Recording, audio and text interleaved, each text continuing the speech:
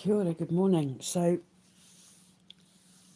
yesterday I was talking about doing the vampire movie and the Exorcist movie, and I was talking about being on the fence with a werewolf one.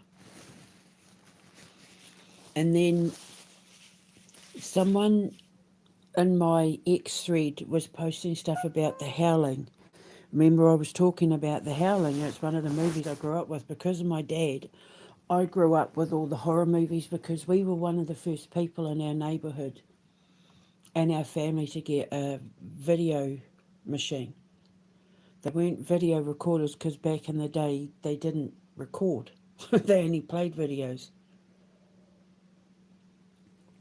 and used to have to get up to fast forward and rewind them. And then, like, the coolest thing happened when you got remotes that you plugged into the video recorder and then remotes without the plug.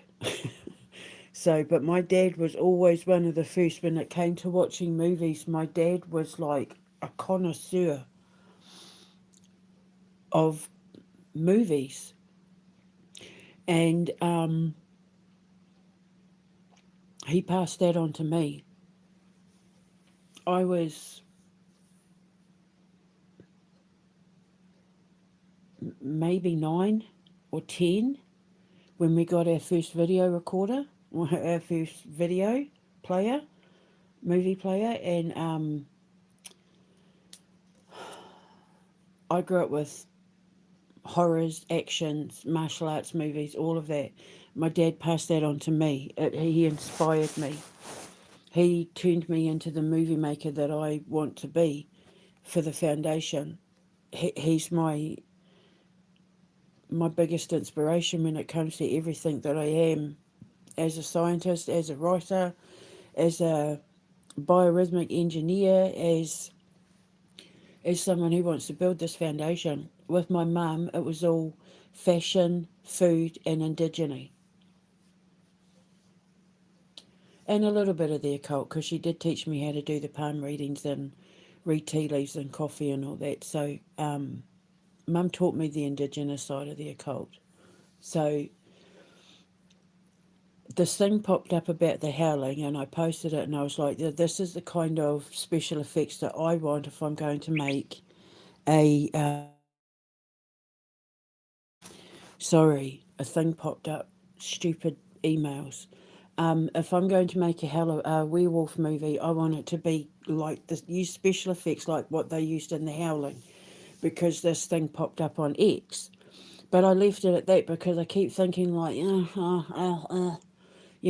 But then I had a dream that I rescued a kitten from these people who asked me to take the kitten, and then they wanted the kitten back, and I'm like, you're not having the kitten. This is my kitten. It was that, I think it was the same ginger fluffy one. And then when I was walking down the street with the kitten turned into a lamb in a bucket. And I was waiting to catch a cab. And I was in New York City, in the same spot almost where I caught the bus to go and visit my ex out at the prison. And in real life, I mean, not in the dream, because I've been to New York. So yeah, the kitten that I had in my hand turned into a lamb in a bucket. And then all these people were asking to take photos of me with this lamb in the bucket. Now, you're probably thinking, what the hell's that got to do with a werewolf movie? But it's everything to do with the fact that I had people in the past who wanted to help me, friends, because remember, cats represent friends, female friends predominantly, but not exclusively. And them wanting to help me and then saying, no, we don't want to help you. Like, we want to cause all this trouble for you, blah, blah, blah, because they wanted, they offered me friendship and then they took the friendship back, which is what the kitten stands for. But then the kitten turned into a lamb in a bucket. And a lamb, when you dream about lambs, it means God. It means, and because we're coming up to Easter and the resurrection, it means holding something in the palm of your hand that comes from God, that God is reminding you to go back to a time of purity and innocence, which is what the lamb represents, purity and innocence. And you'll find a lot there. And you're holding it in your hand, and it's going to be something that people are going to absolutely love and want to be a part of, because they were wanting selfies with me and this lamb, not just the lamb, but me and this lamb. They were like African American. The first ones that came up to me were like, oh my God, oh my God. But they were like young African American, like New York girls who just thought that it was so cool that I was walking around with this lamb in a bucket. And then it was like young Hispanic people, and then it was young white people, and then it was just like Asian people, and they all started gathering. And I was like, okay, well, okay, yep, fine, but like I've got to catch my cab. I've got my taxi's going to be here to take me to wherever it was I was going. Which means it's God saying, go back to a time of innocence, and when you do that, the young will gather, the young will flock, the young will want to be a part of what you're creating, because you're inspiring the young and you're bringing out the innocence in them, you're bringing out their purity.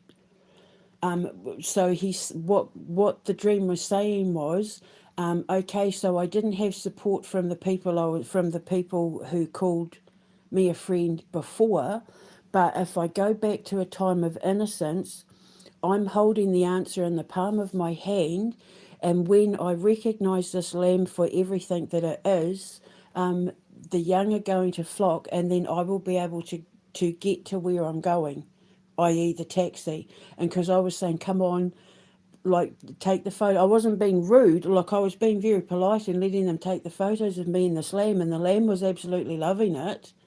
The lamb knew it was the star of the show, but I was concerned about the cab driver driving off, which means, because I've been saying, come on, God, hurry up and get this over and done with so I can go to Switzerland. That's what it means. Like, it's not that I'm growing impatient, it's just that I'm getting excited to get to Switzerland so that I can build this school and start making these movies, because I've realised the way that I've built the foundation, we can make a couple of movies at a time, because they're not going to be big budget movies, and everything, the way that I've built it, everything's all there anyway. And I'll be able to get all these young kids from all over the world to be a part of it, and they're going to love it, and it's going to get them away from social media and get them away from like the mind control bullshit and all of that and the fear mongering, and return them to innocence of creating and writing and inspiring their acting and their singing and their dancing and their design, inspirations and all of that, in order to come together to make these movies. And what triggered me to make this video that I'm doing now is, again, because obviously my algorithm knows on X that I comment and like a lot of and repost a lot of stuff to do with movies, especially like horror movies and movies of Disney and all of that, because it inspires me. Everything around me inspires me. And someone posted about Ray Harryhausen, and then I was looking at the little snippets of the stuff that Ray Harryhausen did, and I thought, he was making this stuff decades ago. He didn't use CGI, he didn't use AI, and yet he's an icon today. Like decades later, he's an icon, and he was an inspiration for my generation of people wanting to make movies using stop motion and like special effects. Like, I can guarantee you, the guy that made the werewolf costume puppet, they called it, the werewolf puppet for the Howling. So then I thought, bugger it, I can make a werewolf movie. I can absolutely make a werewolf movie. And I'm going to make a werewolf movie, and we'll do it the same way that Ray Harryhausen would have done it, using the same kind of effects and stuff. Because if you look at, I've put a link in the description box below. If you look at the video, you wouldn't be able to tell, like, the stuff that he did and that they were doing in those movies of that genre are just as good with the special effects as they would be with CGI and AI today, considering they didn't have that technology. So where there's a will, there's a way. So now I can talk about my werewolf movie. And because one of the things that I said in regards to, I just posted a thing about New Zealand bringing in a law to protect whales.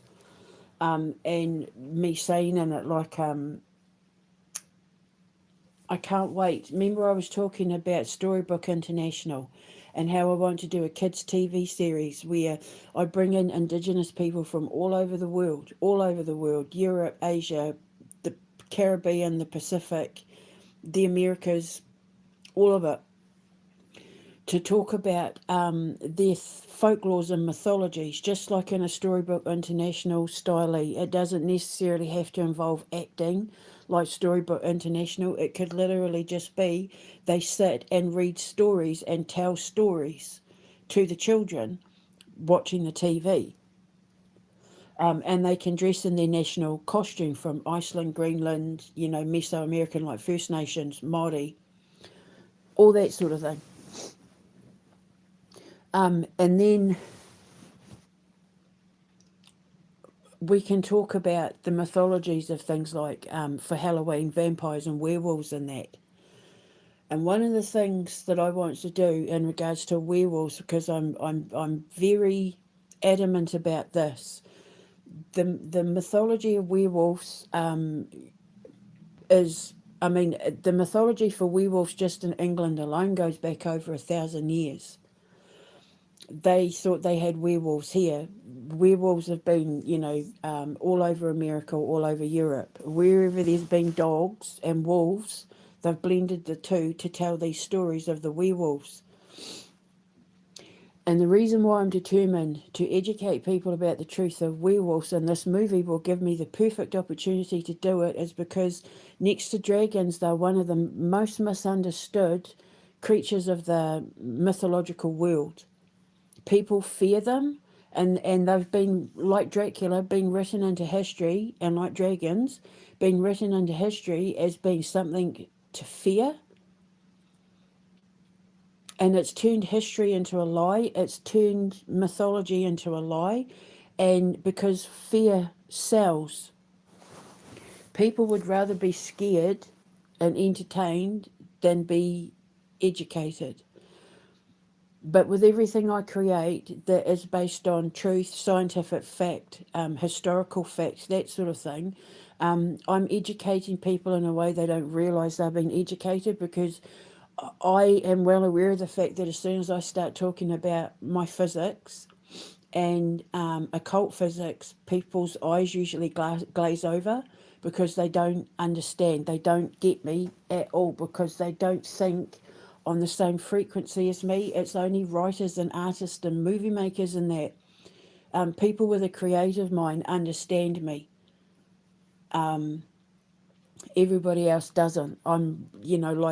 But if they're bringing their kids, or they come and sit in my theatre, or come and, sign up to my streaming service, I'm educating them without them knowing it. So, my werewolf movie, it's going to be based along the same story as Red Eyes Tell No Lies, the demon dog, the devil dog, the story of the devil dog, also here in Great Britain, and in Europe and in America. We all know the story about the beast with red eyes. When you see the dog with the red eyes, the demon dog, and it chasing people and people running for their lives. Well, the werewolf mythology is the exact same mythology, except with devil dogs, whereas they protect like ancient burial grounds, ancient land, like where Viking kings were buried and Celtic and Pictish kings were buried, in burial mounds, and where there's been bodies buried from like plagues and war, anything to do with the death of the ancestors. Wherever there's been ancestral lands that hold the body of those ancestors, they will have a demon dog or a devil. They're not demon dogs. They're not even devil dogs. They have nothing to do with devils and demons and that, and everything to do with the underworld. They're, like the Cerberus, Trixie, the three-headed Cerberus of Odin. It's the exact same thing. They guard the underworld. They make sure that the bodies of their ancestors aren't disturbed in their burial mounds, in their cemeteries, in their graveyards, that sort of thing. So they patrol them. Well, werewolves are exactly the same. Werewolves patrol the outer walls of graveyards and cemeteries and castles and that, wherever the bodies of the ancestors have been buried, wherever kings and queens have been buried. And you'll find that wherever these sightings of the werewolves are, from the ancient days, like with modern days, they use it's the military scaring people away from covert training and mines that they're secretly mining and all that sort of thing. But back in the day, when we had the sightings of the werewolves and all of that, I've put links in that talks about the history of werewolves in Great Britain, in Europe, I think. They were to protect the kingdoms. They patrolled the outer parameters of the kingdoms, because remember, like in places like say Westminster Abbey, for example, there's a lot of kings and queens that are buried there. So they would have had them patrolling there. Places like Greyfriars Bobby, where they had like noblemen and it's wherever ancestors.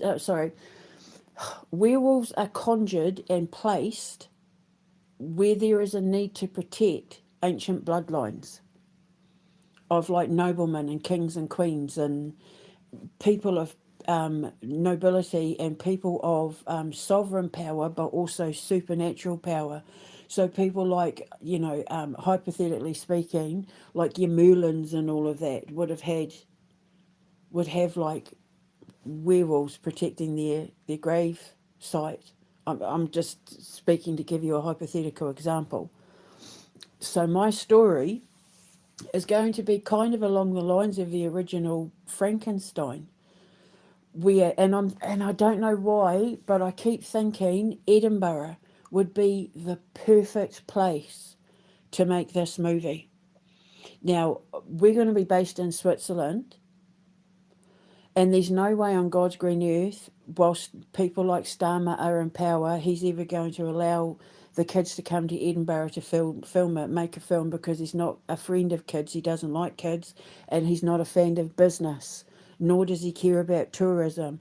So I'm not going to be able to film it here while he's the tyrant and chief, which is a shame, because I keep thinking Edinburgh would be perfect. Like, I just had this image in my head when I was writing it of the werewolf, the person playing the werewolf, climbing up to Arthur's seat, where they found the coffins with the little dolls in it that they think are connected to Burke and Hare, the body snatchers, and howling at the moon, filming it sort of around autumn time, just before it gets into winter, so that when he howls you can see like the steam coming from his mouth with the moon, and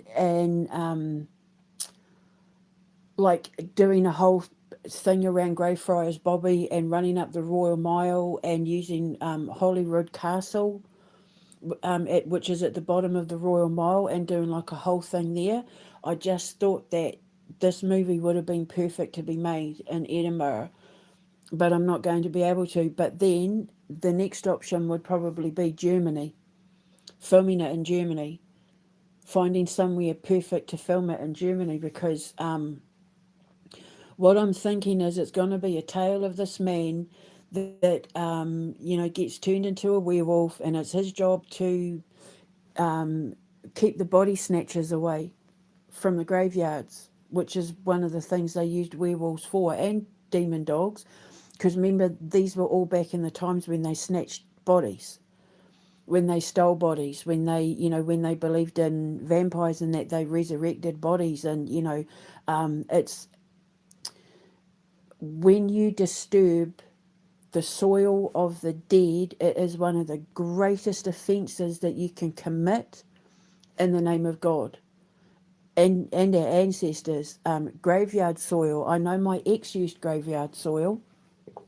I know Elon Musk likes to use graveyard soil as well because he told me when he was pretending to be linear on Instagram. They like graveyard soil. It's offensive. It's like they're using the spirits of the dead to give them power, but what it actually does is curses the person who takes the soil from the graveyard. And so our ancestors placed devil dogs, demon dogs, werewolves, that sort of thing, to protect the bodies and to protect the soil. It's why dogs poop on the soil, because they know that where they put their poop, they mark their scent and people don't want to go where there's poop. It's that whole thing. So when werewolves and devil dogs chase you or attack you, quote unquote, according to stories and mythology, it's because you've done something to offend the ancestors or the kings or the nobles whose bones are buried where you've been treading. And you might be walking through forests and going down roads where you think you've seen them or been attacked by them and not realise or even know that there's bodies buried there that you can't see. Because remember, Great Britain, all the roads and buildings and that around Great Britain, we're all lying on and resting on the bones of the dead and don't even know it. Like King Richard, remember they found his bones under a car park. So when you're having these interactions with what you think are werewolves and demon dogs and that sort of thing, you might well be interfering with an ancestral protection. You might be disturbing an ancestral caste and like an ancestral. In New Zealand, we'd call it a tapu. Māori people, when we die, when something's sacred or when someone's dying or has died, our ministers and priests and that will put on it, will lay a tapu, and it's like it's not a curse, and it could be a curse if you break the tapu, if you defy the laws of the tapu, but it's like a, and oh God, how do you, like a blessing or a curse, depending on whether you obey the rules of the tapu or not. So you could be disturbing like a tapu. Yeah, a tapu can be a blessing or a curse. If you break the tapu, it's going to be a curse. But if you respect the tapu, then you're not going to be affected by it. It's the same thing. So my movie's going to be about a man, and it breaks my heart that I can't film this in Edinburgh, because Edinburgh is literally, of all the places in all the world I've been to, literally my favourite place in the world. Edinburgh is. There's just nothing about it I don't love about that city. And then it would be Rome. So, yeah, it's just unfortunate. I mean, not unless Scotland get independence. If they get independence, I might be okay. I mean, because we are talking about, we're at least a year away, depending on how quick I can get to Scotland. But filming it around the Victorian era, when they still had the body snatchers, for the medical experiments and all of that. And so this man is turned into a werewolf. And see, the thing is, when you're bitten by a werewolf, you only get turned into a werewolf if you share a genetic trait. You can't be turned if you don't share a genetic trait. See, vampires have two bites. One that can kill you to drain your blood, and one that turns you into the slave of the vampire, or, like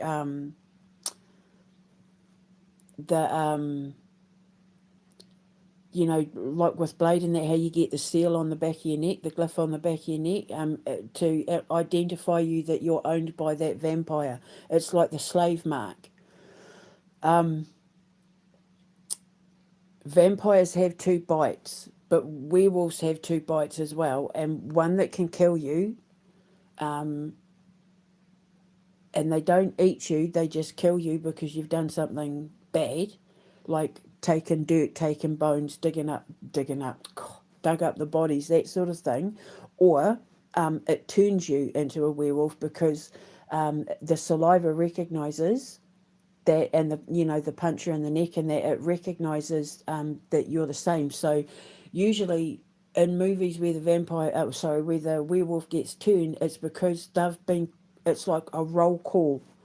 They've been called up to serve their purpose to protect the graveyards and cemeteries, which were always robbed at night. Hence why they come out at night. And the moon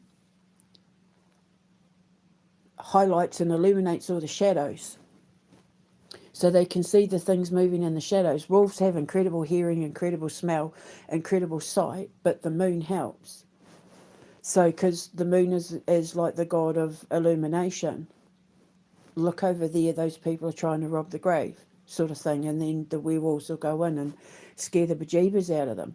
So I was thinking this movie, film it in Victorian times, because then it also gives the kids the opportunity to work with like buggies and horses, dress in Victorian clothing, design Victorian clothing, that sort of thing, and make it sort of 1940s, 1950s-esque.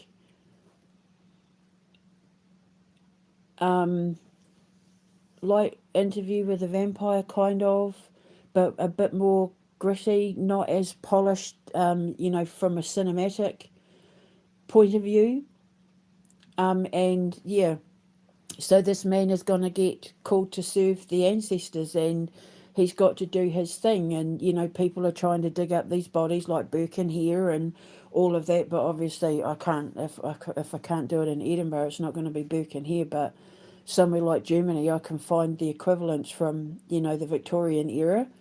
And he gets exposed, and then the town hunts him. So then he's got to escape, but he's duty bound, he's honour bound to protect the lands, protect the territories, but at the same time he's fighting against people with the pitchforks and torches to come after the vampire, which vampire, werewolf. So yeah, the silver bullet. It's not really true. They didn't have silver bullets 1,000+ years ago, for that sort of thing. It was usually you stab them in the heart and chop their head off, like you do with a zombie. You take the top of the zombie's head off to remove their brains, or you starve them from supply. With a vampire, it's a stake to the heart, it's holy water, it's garlic, it's the sun, it's all of it. But the garlic purifies the blood. It wakes them up out of the adrenochrome stupor.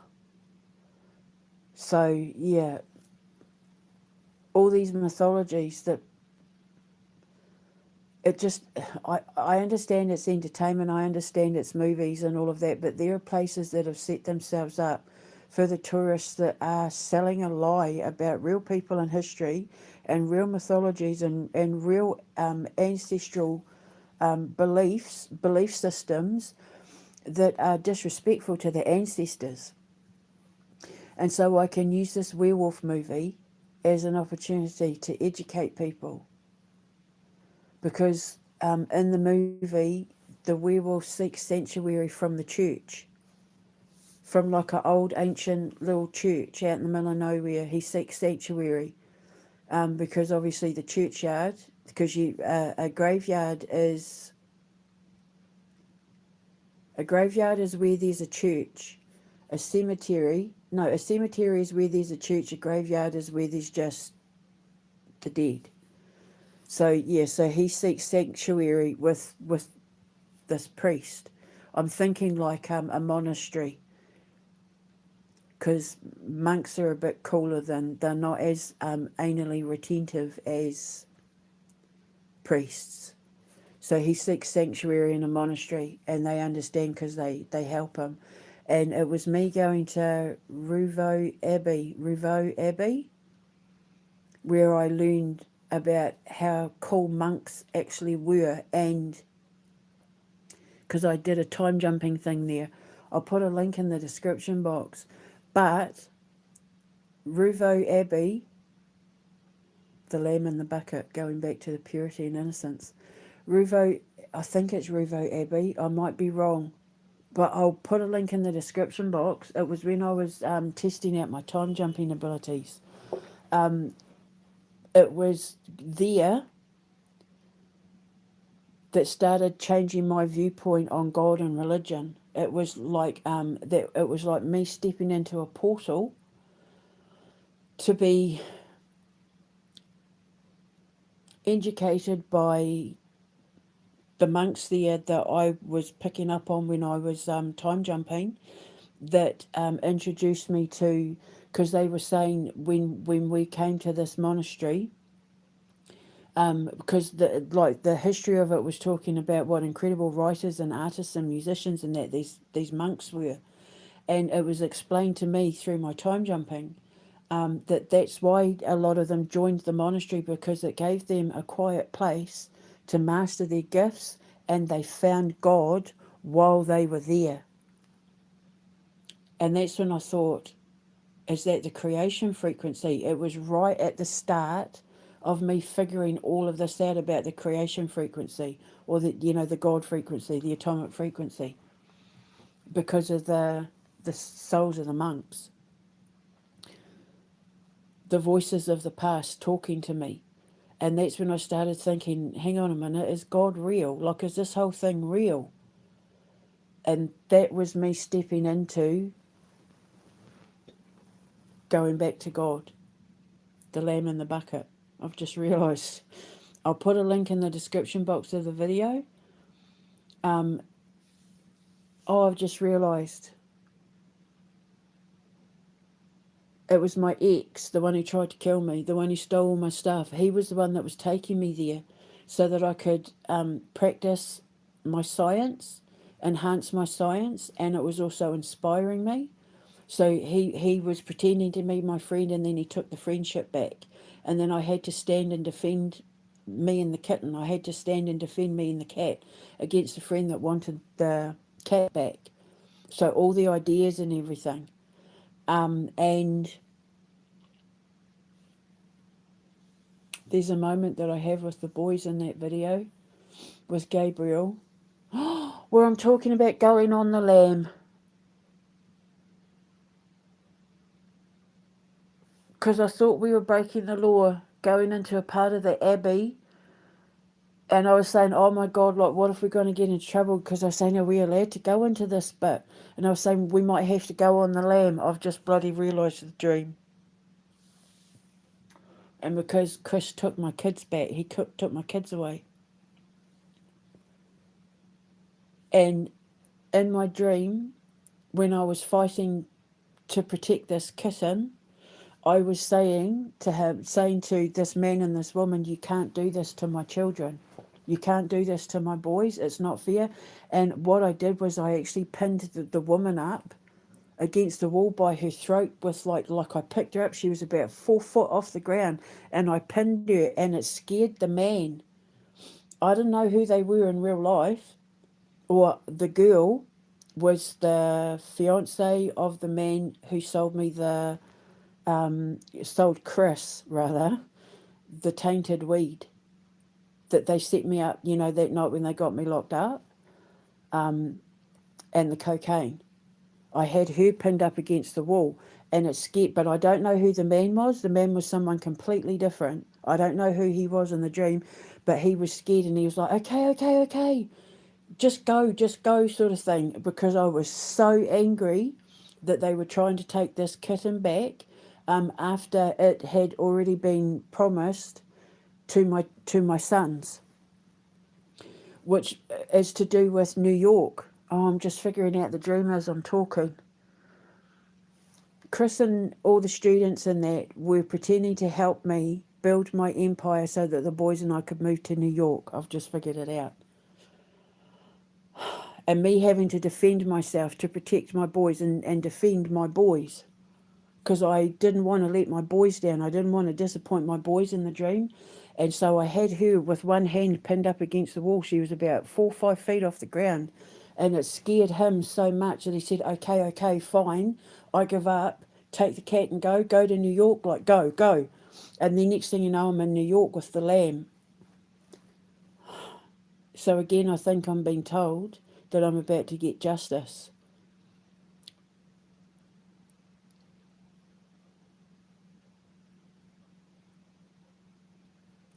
I think Chris might be about to confess. But we're not going to New York. I was in New York, but I was getting a taxi out of New York to go to the foundation, which I'm building in Switzerland. I've just figured out the dream.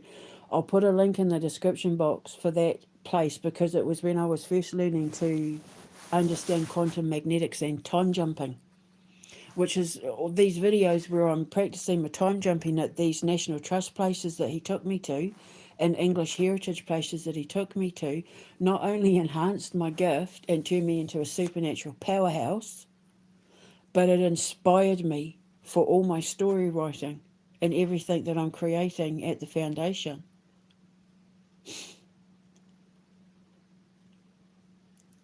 So he was trying to make me look crazy, but he just handed me my power. He handed me everything, the bucket, the lamb in the bucket. Oh, God. Okay, I get it now. It was all there. It was already all there. Go back to purity and innocence. Go back to when I met God.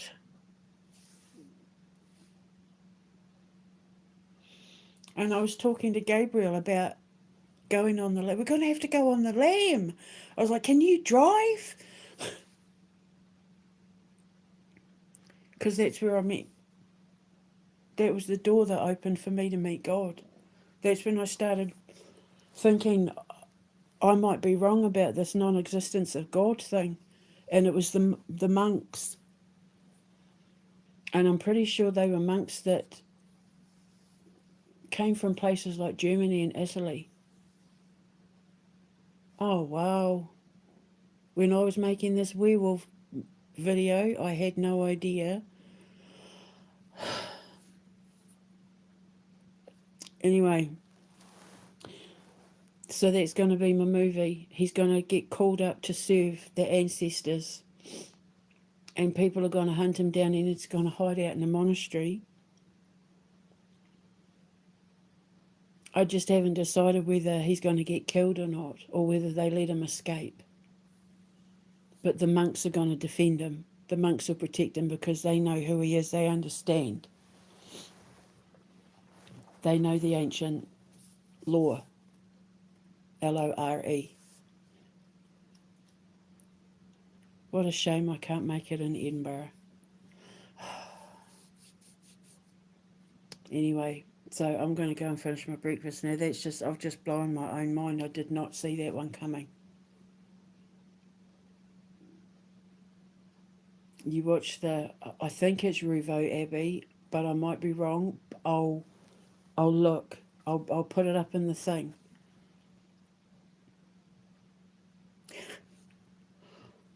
I love the way God works. I'll speak to you later. Ka kite anō.